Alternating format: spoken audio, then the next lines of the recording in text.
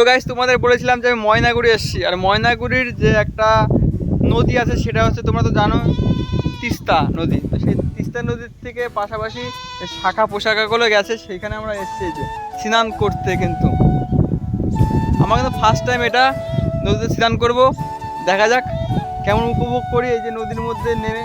নদীতে একটা শাখা আর এই পুরোটা ভিতরে চর রয়েছে, ও মাঝখানে চর রয়েছে না?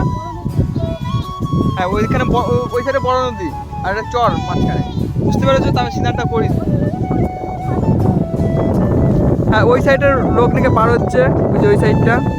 আর প্রচুর হাওয়া, কিন্তু এখানে কিন্তু বেশি একটা কিন্তু গরম নেই, কিন্তু ঠান্ডা কিন্তু এখানে। তো এখন কিন্তু আমরা স্নান করতে নামবো।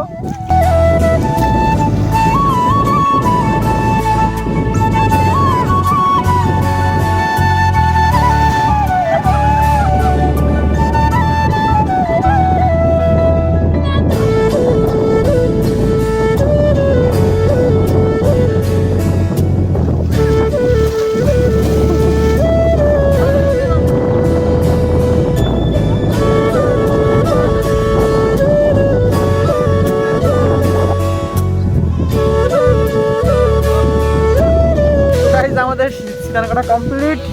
তো এখন যাচ্ছে আমার ঘরের দিকে। ভালো লাগলো, টাটা। শীত লাগছে, খুব খুব খুব শীত লাগছে। Tata tata, bye bye.